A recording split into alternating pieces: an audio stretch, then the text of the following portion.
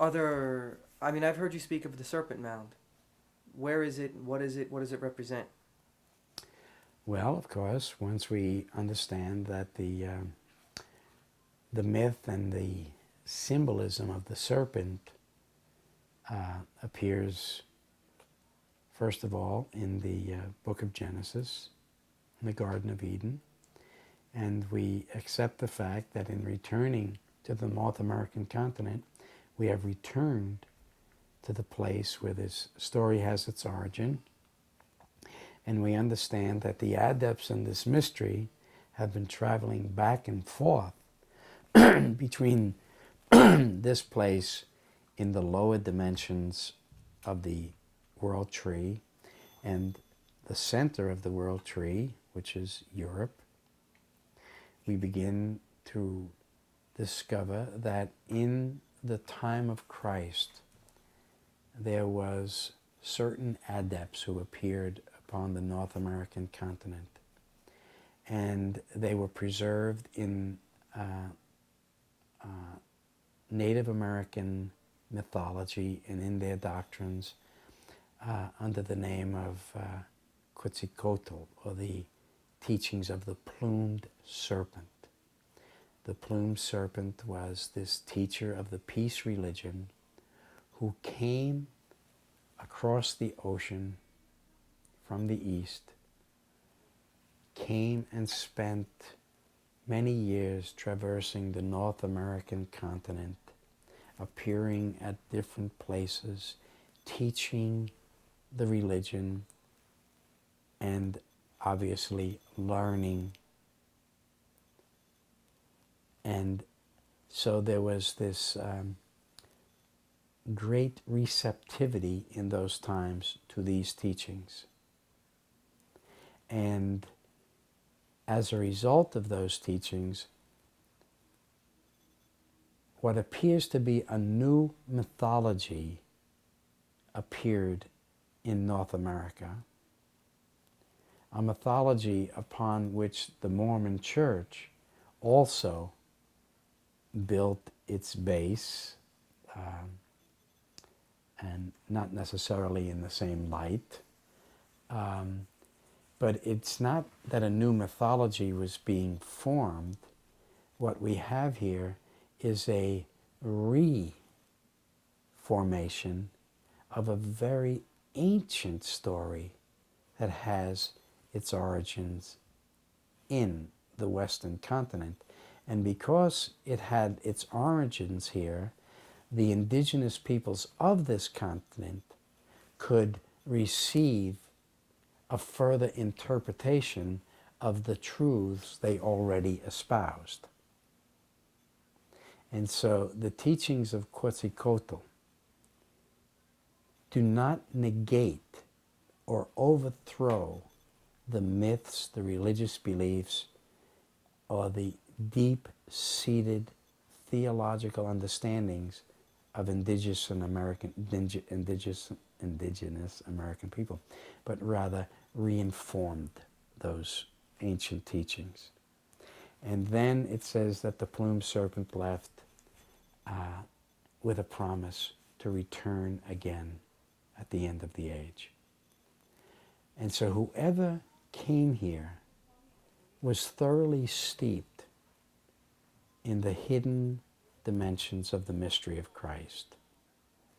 And the mystery of Christ is thoroughly tied up into the mythology of the serpent. And therefore, here in the North American continent, if you go to the midsection of America, you will find, as they did in the 1800s, underneath the overgrown thicket and forest of this particular hillside in what is now Adams County, Ohio, a earthen mound that was constructed in the form of a serpent, which is approximately 1/4 of a mile long, that winds itself over the ridge of this hillside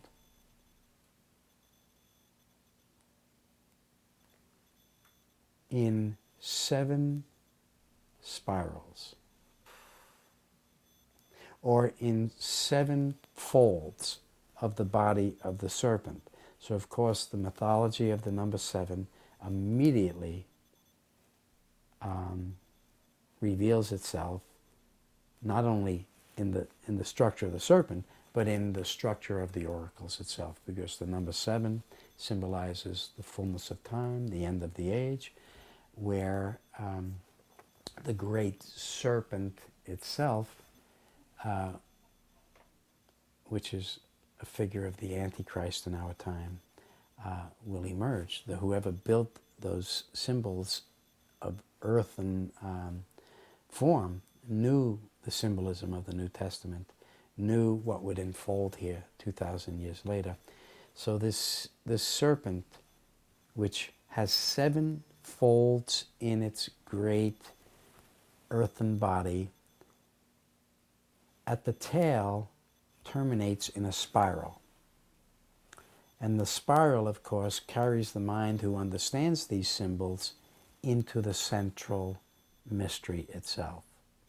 So it's, in a sense, a labyrinth. If you'll just meditate on the symbols, as you meditate on the oracles, as you meditate on any sacred symbol, wherever you encounter it, in no matter what land you encounter it, no matter what religious tradition is responsible for the creation of that symbol, the symbol will reveal to you the ideas that are ensouled in it. No matter how far back in history the ideas were committed to that symbol, the symbol preserves the idea just as rituals preserve the idea. And in meditation on the symbol, the ideas return. And so, of course, any spiral presents itself in the realization that in order to come to the hidden inner structure of the meaning of the mystery of creation itself, you must follow the spiral inward. It's an inward journey. Having come to the center of the mystery, you must come back out and bring your understanding of that mystery out into the world. And on the other end of this great serpent, we find that the head is formed with its mouth wide open in expectation of something being born out of this other egg-shaped mound that was built right at the opening of the serpent's mouth. Well, the egg represents the hatching or the unfolding or the birth of a new state of consciousness. The serpent is waiting there to devour that which is being born. And of course, we find the exact description, the exact symbolism in the book of Revelation in the 12th chapter, where it says that the serpent stood before the woman to devour her child as soon as it was born. So the serpent represents, in this case, the collective lower consciousness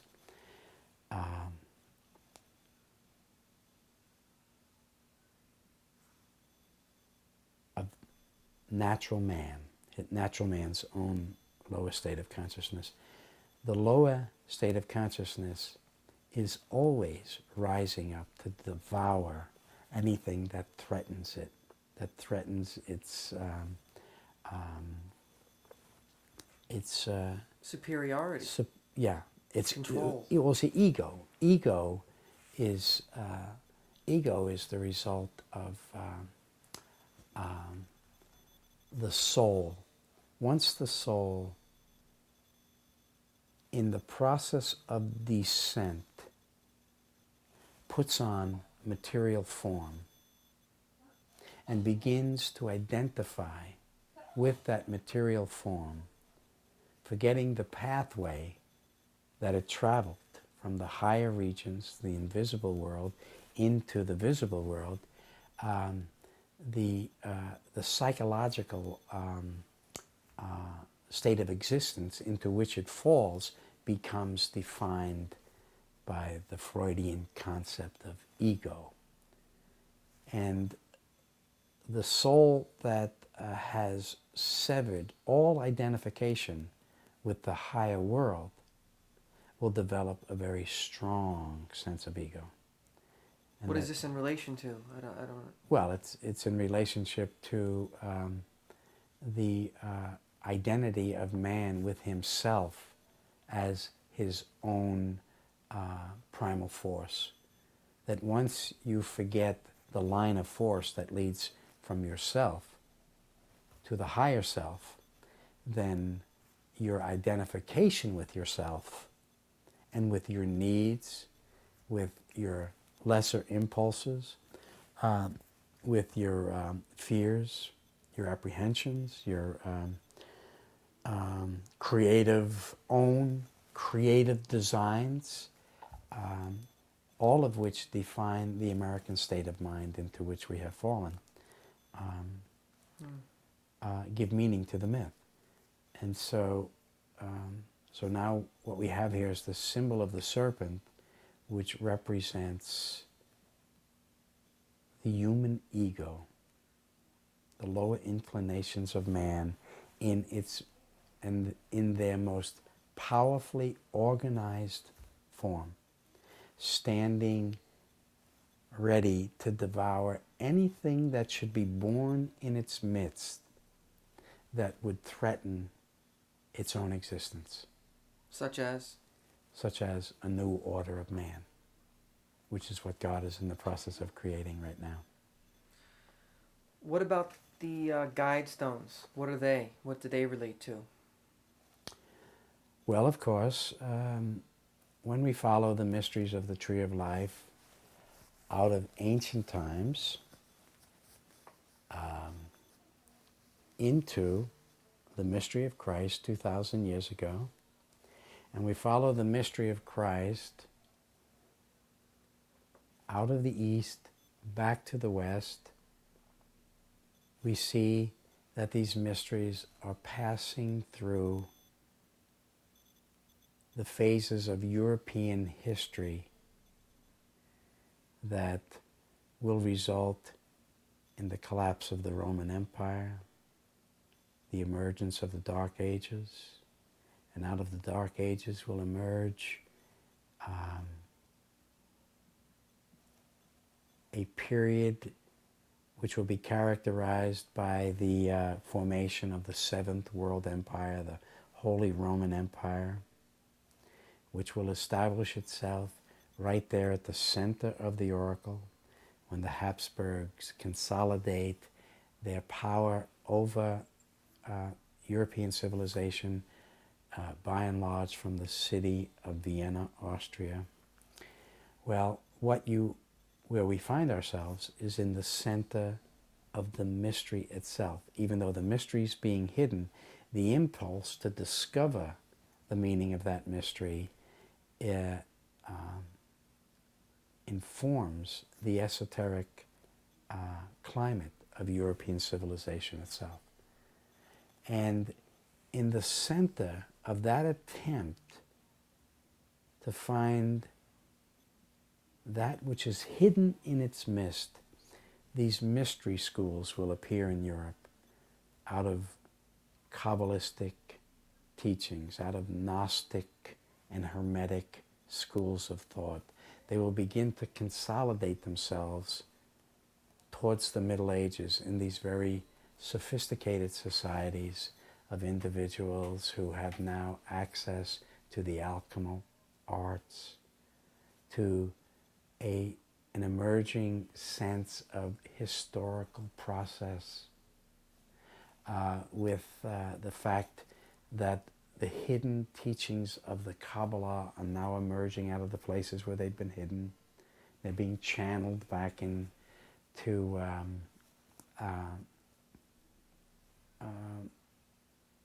common use, or it's not common use, but those who were interested in those subjects now had access once again to these ideas. And so one of the ideas, these ideas began to emerge in different places and in different forms, but in one of those forms was the, out of the Knights Templars, was the Rosicrucian Order. And the Rosicrucian Order gave impulse and energy to many of the modern esoteric schools of thought that sort of branched out from the things that were happening in Central Europe at the time of the Reformation and afterwards. And these ideas not only energized the formation of the Masonic Order, which gave rise, lent its energy to the formation of the American Empire. The banking system. The banking system, not only that, but to the Enlightenment of the Middle Age, of the 18th century. The Industrial Age. In the thereby. Industrial Age, yes. All in the attempt to delve into and divine the secrets of the Tree of Life, the mysteries, the attempt to get into those inner mysteries gave rise to scientific development. Scientific development naturally gave rise to new thought forms, new philosophical constructs that gave man a new sense of defining and understanding the world in which he lived. These ideas, in conjunction with actual historical events that were unfolding in the earth, created at that time a new paradigm shift from the East to the West. And as man moved to the West, the ancient idea that it all began in the West began to inform much of his thinking. And so then we see the mystery unfolding in American history. We begin to see the completion of the mystery unfolding in the pages of American history. But central to it all is that place down in Georgia where, and we are tracing the original Garden of Eden, because that's the meaning of this conversation. And so we are saying that the circle began there and now is ending there. And all of a sudden, in the 1970s, sometime, a group of individuals appear down in Elberton, Georgia. And they, perhaps understanding the alignment that runs right through Stonehenge. From? Well, from the ancient Druid city of London through Stonehenge and Land's End, there's a line that leads directly to where we in our studies are placing the Garden of Eden, in the southeast corner of the United States. The Cherokees always believed that this place was the center of the world. There are many myths in indigenous and in Mayan and in ancient Olmec and Central American myths about this place not far from their own cultures to which individuals went to reconnect with the center. And so, anyway, that's a study in itself, just opening those books and seeing how those little things all fit together. But it's all there. And so all of a sudden, this individual appears at this particular stone quarry in Elberton, Georgia, and says that we wish to erect a monument to future civilizations here in the cornfields of Elberton, Georgia, out on a knoll outside of town. The master stonemason explains how much this will cost. These individuals say cost is no barrier.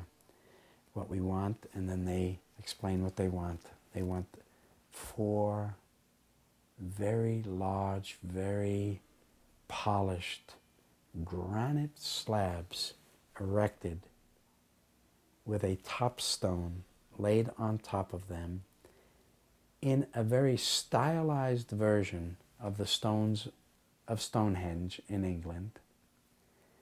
And upon these 4 stones, these standing stones, were, well, first of all, within these stones were carved and bored out a means of following the course of the sun and locating the places of the summer and winter solstices and the equinoxes, and so immediately we see the connection between the ancient solar mystery of Christ and this place.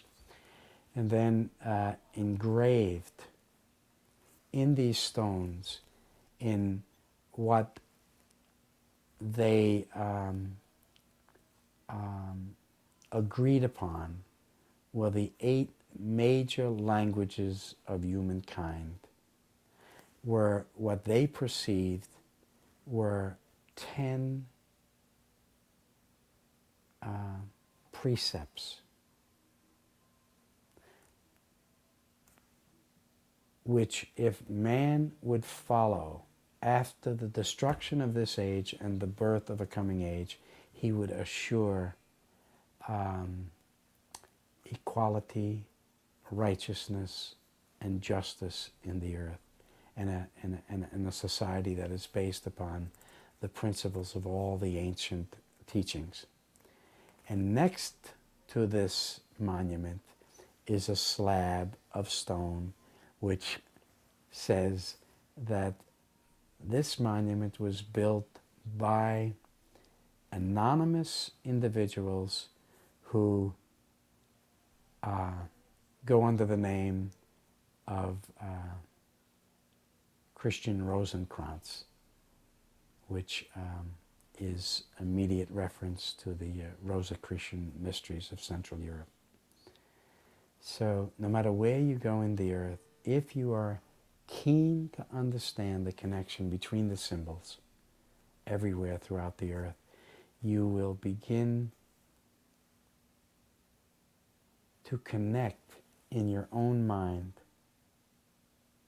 and therefore in your own consciousness and in your own spirit, the one central mystery that not only informs all humanity, but which recreates all humanity in the image of the higher order of the universe, which is God, the higher design of the universe, which is the mind of creation itself, using the symbol and the structure of the tree of life, the mathematics, the philosophy, and the ideas of this ancient symbol reveal themselves in these higher constructs.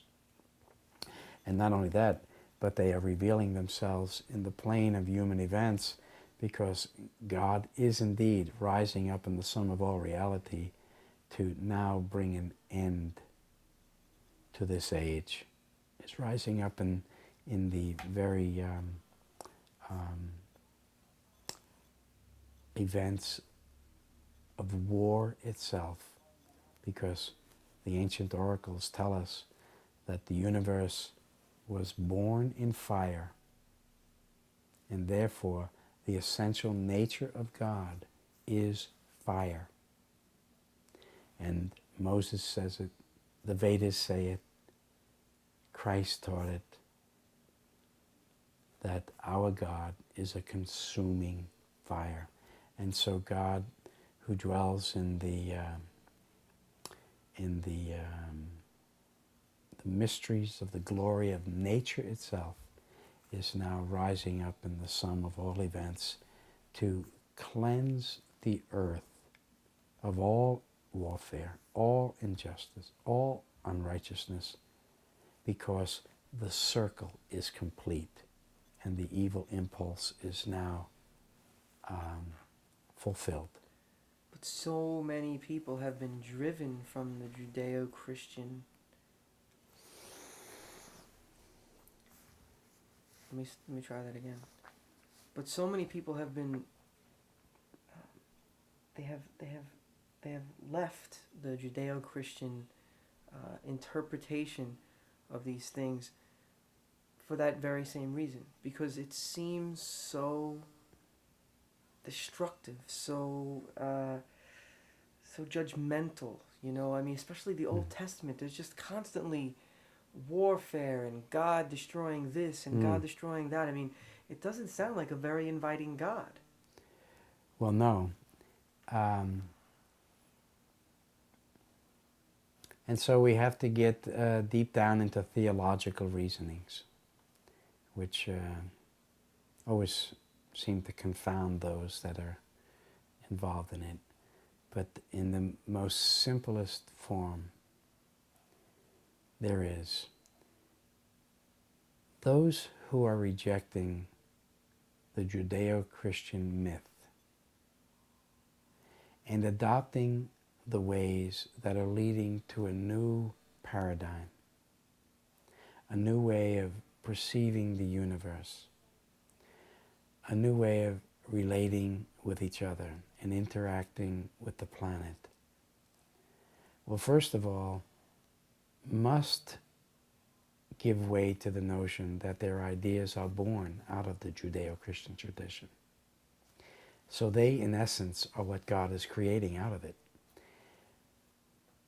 They must also give way to the realization that their ideas, their aspirations, their needs to recreate the earth have not one chance of succeeding if God does not rise up and remove the obstacles that stand in the way of a truly just society. What are those? Well, in our time, they are the institutions of the American Empire. Because the American Empire is what the Judeo-Christians scriptures say is the mystery of iniquity fulfilled. Okay, but there are mass movements of individuals who are moving away from these fiery, terrible, male-oriented religions to these concepts that God is love, God is peace, well, I mean, God that was is good. We just related the answer to that. They have no idea. They have no idea about the concept of love, except that it was formed in them from the teachings of Christ, from the teachings of Buddhism, from the teachings of indigenous American people, from the teachings of religious people all over the earth who received the impetus of their teachings from the mysteries of Christ. It all goes back to the Garden of Eden. It all goes back to the foundation of this evolving set of principles that are leading to true love. But we had to go through the valley of darkness to come to the light. But is God love or is God war? God, again, we must climb into the higher state of consciousness to even define those terms. God is love. Now, if God just imbued the world with love, and that is all, but without the evil impulse, then again we would all be as fawns and does, living in our natural state in the forest without any means at all of conversing with the universe. So God, in the interest of not only creating true love, had to create the matrix out of which the natural world could even comprehend love. And if God is in the process of creating the most intense and meaningful form of love, God had to create the conditions out of which that love is born. Because we think too much of ourselves, we forget that we are nothing but sticks and stones. We are nothing but the base and coarse material of nature itself.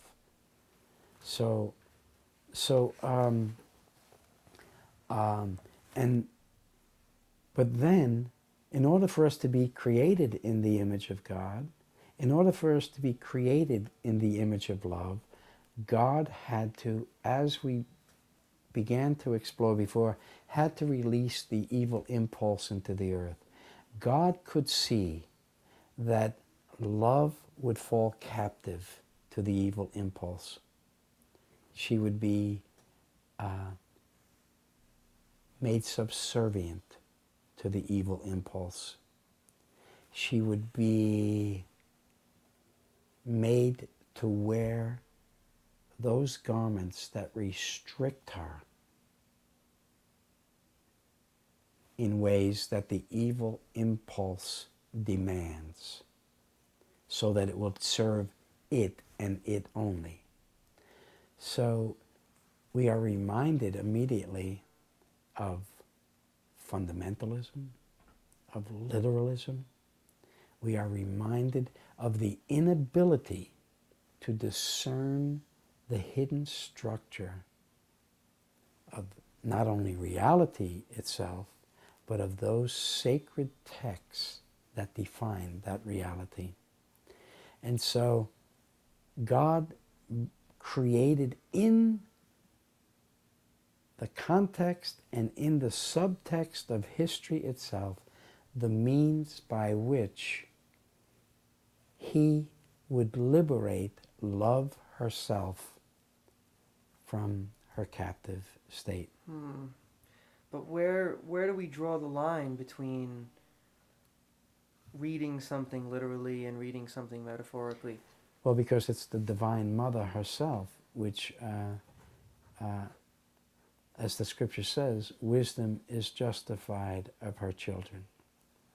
It is she, Sophia, who hid the leaven in the 3 measures of meal. What does that mean? Well, you know, it's a hearkening back to a story in the book of Genesis where Abraham and Sarah are dwelling in the wilderness of their time, in the desert place of the barren soul, and they see 3 messengers passing by. Well, those 3 messengers immediately remind us of the 3 pillars on the tree of life, which are passing out of the east to the west, coming down to the lower world, to Sodom, to see if the report of the evil which God is hearing of that place is true. So, on their way to the ends of the age and to the fullness of time, they must pass by the dwelling place of Abraham, because all of these mysteries are now being committed to the Western order of Hebraic consciousness. And when Abraham, who represents faith, sees them coming, and there's 3 of them, he runs into the tent where Sarah is, and he says to her, quickly, make ready 3 measures of meal. Well, Sarah, who is none other than the embodiment in literary form of the divine goddess of wisdom herself, Sarasvati, she knows what this is all about. She knows that she is now playing her role in this epic story, and that when the Lord, the angel of divine presence, comes to the tent, he is going to bring her a promise of life.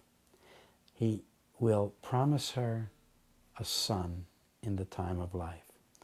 Well, she's wisdom. She knows that this is an age of darkness. And she knows that if her son, the free son, which Paul speaks about in the book of Galatians, the true son who is liberated from the darkness and not entangled in the darkness and not destined to be destroyed with the darkness of this age, if her son is to be born in an age of darkness, she doesn't want it born then, except in types and images. She does not want that son to be fully born in the earth until the age of darkness is come to its completion. So these are the writings of Moses, and we look into the structure of the tree of life, which Moses is also handing down to us.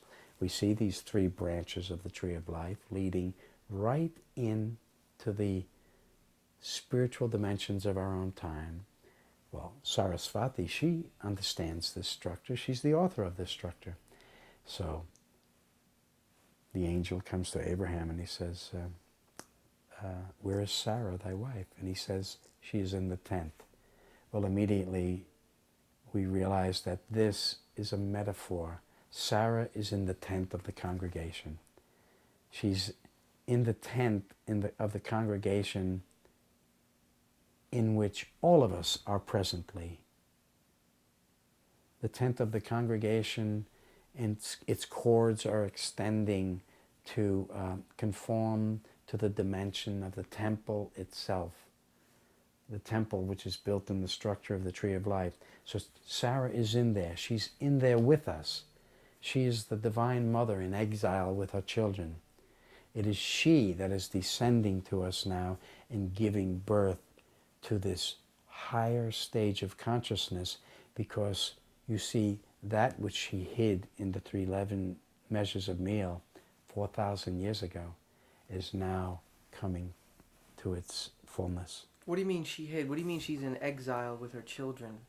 Well, when you see, what we have is a repetition and recreation of the creation myth itself.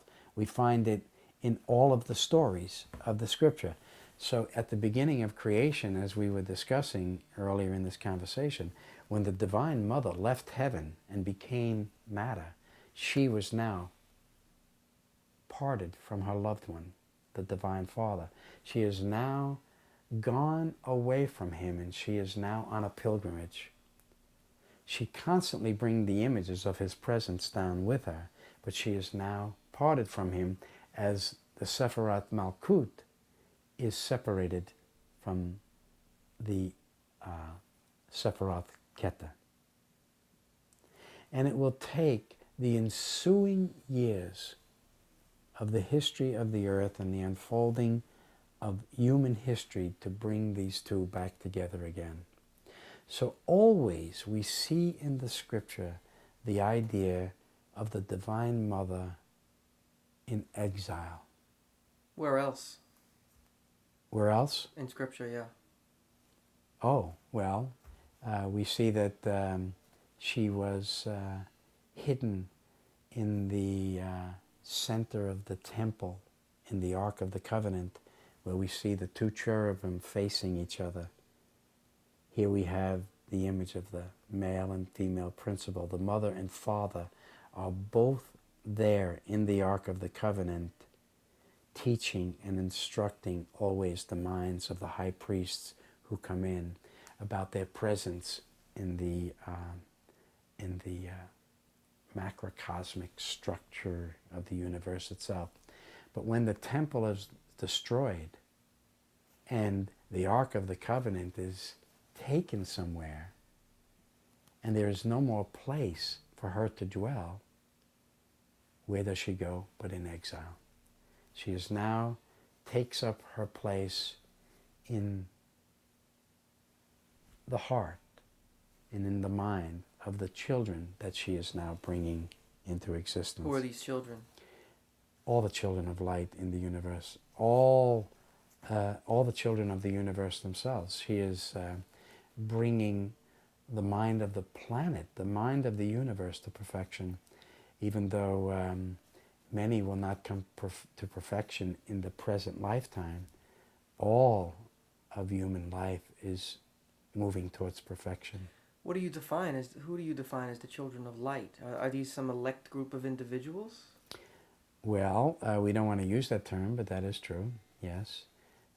These are those who are walking in the path of Abel, who are walking in the path and in the light of Vedic thought, who are walking in the further light of the precepts of Moses, who are walking in the sublime light of the teachings of the Buddha, who are walking in the most excellent light of the teachings of Christ, who are coming to perfection in our own time. Is you refer to each of those as evolutionary? Are you saying that Christianity is superior to Buddhism, or Buddhism superior to Judaism, or Judaism superior to the Vedic culture? Oh, not at all. You can't even understand one unless you understand the other, and you can't even become one unless you have become all of those that precede. There's a historical sequence of events that lead from one religious tradition to another, but nevertheless, when we finally come to the fullness of time, we see that to be a true Christian is to be a true Buddhist, is to be a true Jew, is to be a true Muslim, is to be a true Hindu, because each of these religious traditions, even though they appeared in sequence to one another, are all parallel paths leading to the same place. So the children of light is not a particular race or a particular culture or a particular creed? Oh no, it's a state of consciousness that every religion leads to, and every race of human beings, although the path to truth transcends race, but race is a vehicle through which we attain to this state of consciousness.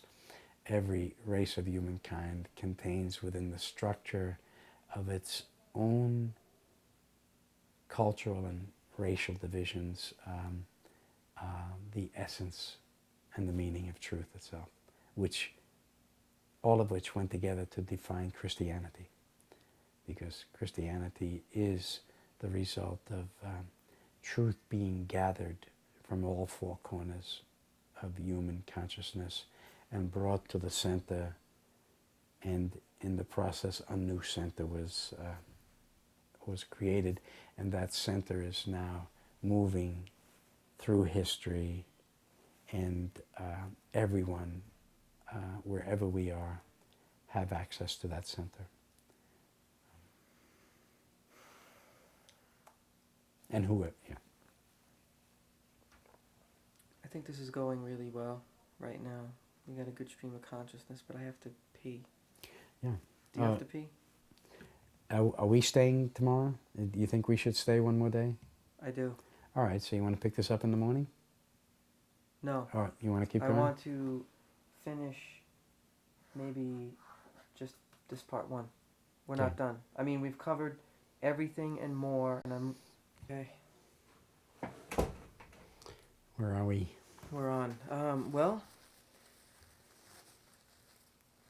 my question now is there any one religion that is truer than another religion?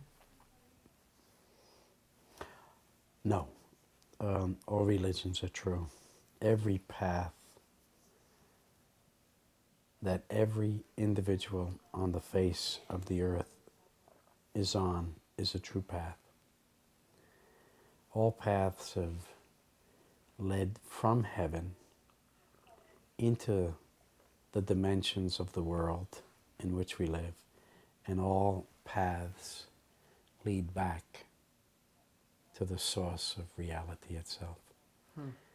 And just as the symbolism in the book of Revelation reveals, there are 12 gates into the city. And those 12 gates open up to roads that lead out from the center into every avenue in every direction of human existence. So all religions lead to the center. And when we attain to the center as individuals, well, first of all, you cannot attain to that center unless you believe that everyone can attain to that center. And that idea is confirmed when at the center yourself you see others approaching from different and every other different religious and cultural and spiritual tradition. Can we map the Hindu faith back to the Tree of Life? Yes, as we... As you know what? Why don't we, instead of going that direction, because we haven't addressed it yet, actually talk a little bit more about the Tree of Life? I'll probably bring this to the beginning of the talk, but I mean, we've referenced it several times. Yeah. And it's probably becoming clear. I'll be presenting the image of it on the screen. But let's talk about it more specifically. How did the Tree of Life come to man?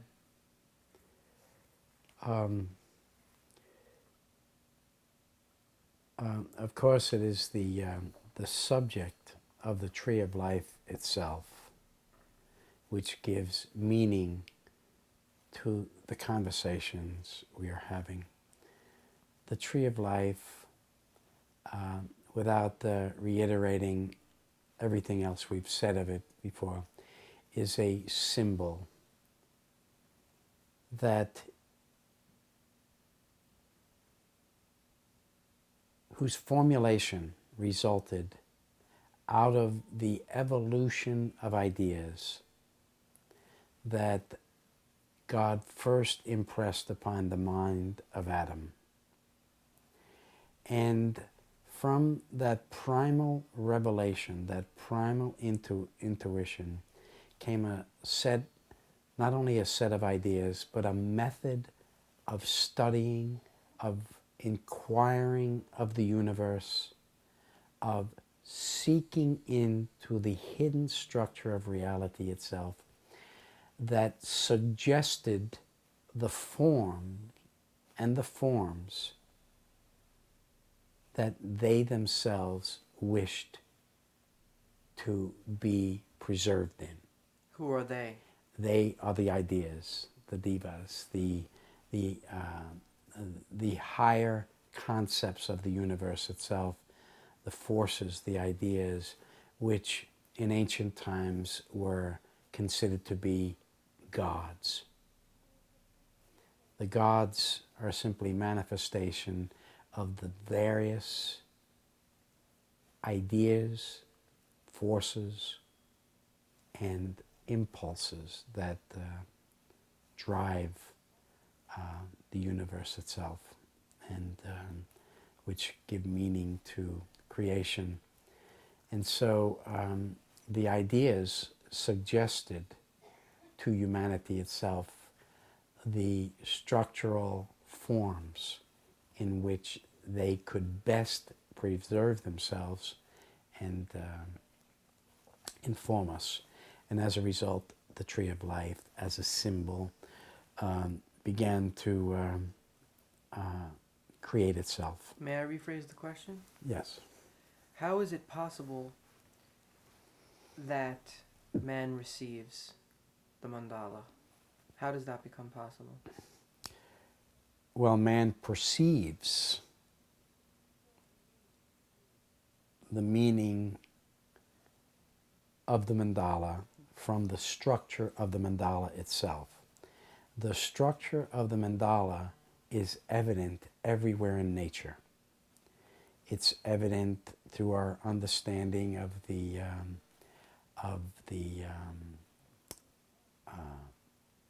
heavens. It's evident in our understanding of earth forms, How? flowers, plants, natural spherical objects, archetypal ideas that express themselves in drawings, carvings. Is the Tree of Life an archetypal symbol? Yes, yes. All geometrical patterns are archetypal. And the Tree of Life contains within itself a compendium or a compilation of all geometrical forms. They suggest that these forms exist within the substructure of its own form. And so, just as the principles of the Tao represent themselves in two emerging from one, and when we see that form, immediately the concept of a triangle presents itself to our consciousness. From the Tao? From the Tao. How? Yes. Well, because the Tao is one emerging in two. And so from the concept of yin yang, we have formed a triangle.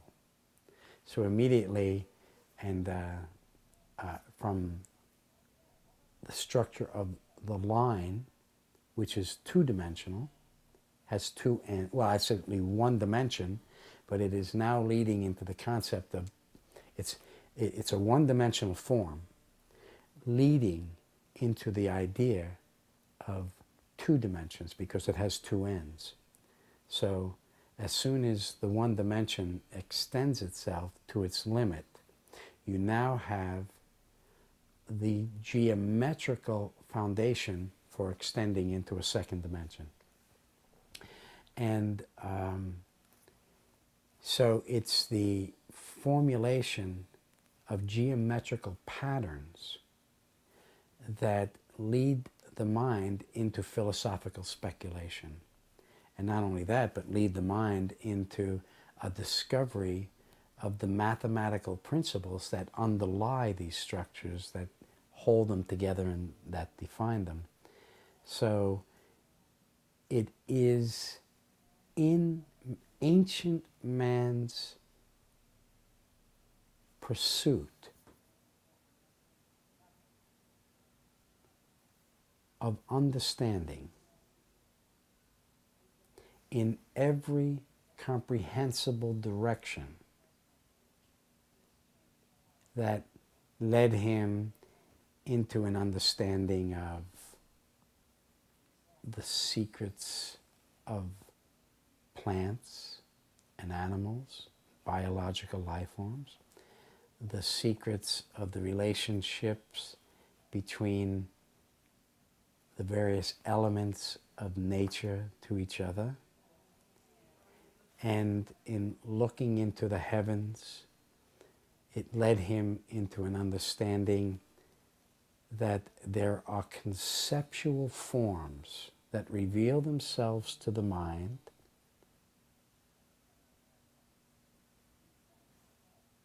which then, when tries to discover these forms in the created order themselves, finds them, and in trying to understand these forms in terms of scientific and mathematical principles, discovers those principles, and as a result of this sequence of inquiry and discovery, and then philosophical explanation, man's mind then connects to the mind of deity, the mind of creation itself. So, in the process of understanding the basis for these geometrical forms, we enter into an exercise in shapes and relationships, which were essential to the prior formation of understanding the full dimensions and structural relationships of the Sephirot and the lines of the Tree of Life to each other. So, the Tree of Life and its meanings and its structural form were the result of who knows how many hundreds of or thousands of years of speculation on forms and structures themselves, until finally the most perfect pattern emerged. That pattern that was capable of containing more ideas within its structure than all other ideas. And of course, the structure that is most perfect, of course, is the sphere. A perfect sphere contains within itself the very concept of eternity itself, of deity. You can expand the sphere and cause it to encompass the whole of the universe itself, or you can shrink a sphere till it forms the very point of nothingness itself. So within the perfect sphere is encompassed this widest range of ideas that man is capable of comprehending.